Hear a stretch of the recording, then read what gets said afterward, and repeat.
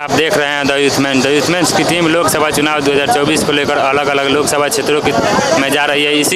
इसी कड़ी को बढ़ाते हुए आज यूथमेंस की टीम सारण की धरती पर पहुंची है और हमारे साथ बातचीत करने के लिए पूर्व सहकारिता मंत्री आलोक कुमार मेहता जी हैं। तो आइए इनसे बातचीत का दौर शुरू करते हैं। स्वागत है सर।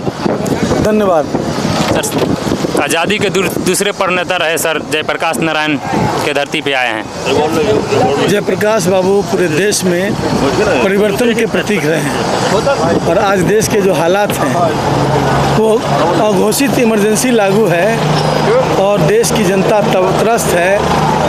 वह 1977 के 74 के इमरजेंसी से थोड़ा भी कम नहीं है। इसलिए जयप्रकाश बाबू ही इस परिवर्तन की प्रेरणा है।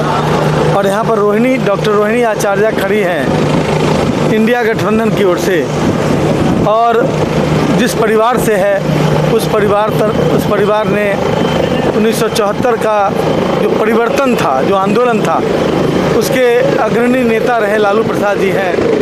तो हम यहाँ के आवाम से अपील करते हैं कि एक दूसरे परिवर्तन के लिए आज रोहिणी आचार्य को वोट देकर और समाजवादी और प्रजातांत्रिक व्यवस्था की सोच वाले महागठबंधन को विजयी बनावे और भारत में एक प्रजातांत्रिक सरकार की पुनर्स्थापना करें।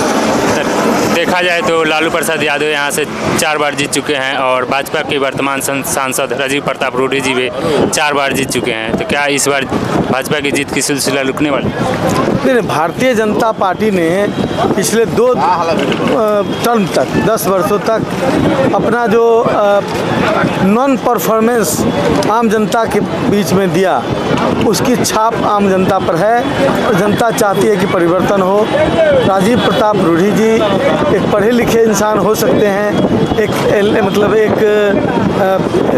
मैं कह सकता हूं कि वो एक डिप्लोमेटिक सोच वाले लोग हो सकते हैं, लेकिन आवाम के लोग वो नहीं हैं। आम जनता जो चाहती है वो उनके बस की चीज़ नहीं है। इसलिए आज आवाम का नेता खोज रही है। रोहिणी आचार्य आपके लोगों के बीच है। मैं समझता हूँ कि रोहिणी आचार्य के प्रति लोगों का रुझान है और रोहिणी आचार्य ही यहाँ पर जीतेंगे। सारण की जनता से क्या अपील करना चाहेंगे?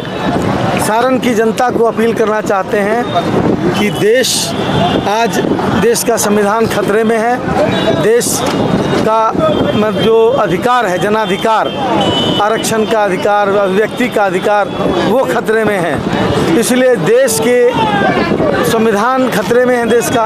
देश का संविधान बचाने के लिए, देश के प्रजातंत्र को बचाने के लिए और देश की जमहूरियत को बचाने के लिए एक मुश्त होकर, एक तरफ होकर और इंडिया गठबंधन को वोट दें, रोहिणी आचार्य को विजयी बनाएं। मोदी जी की 400 पार पे क्या कहेंगे? मोदी जी की 400 पार के नारे?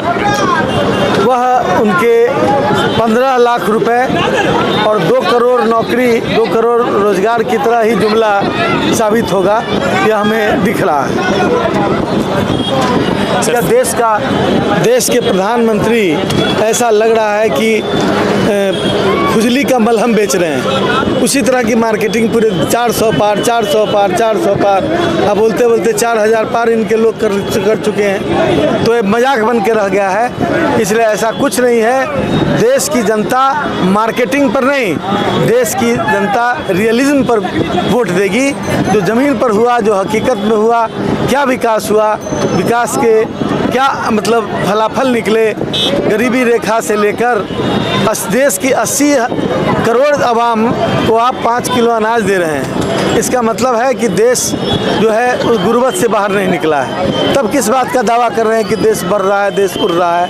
ये उसी तरह का नारा सिद्ध होगा जैसे शाइनिंग इंडिया और जैसे नारे थे जिसको जनता ने नकार दिया, उसी तरह ये 400 पार और अब की बार ये सारी चीज़ें जनता नकार चुकी है। सर, सारण की जनता को आधुनिक तकनीकी से लैस मेडिकल सुविधाएं नहीं मिल पाती हैं, उनको बाहर जाना पड़ता है बेहतर इलाज के लिए। सारण की जनता को पटना से सीधे जोड़ दिया गया है तेजस्वी जी के द्वारा पुल के माध्यम से।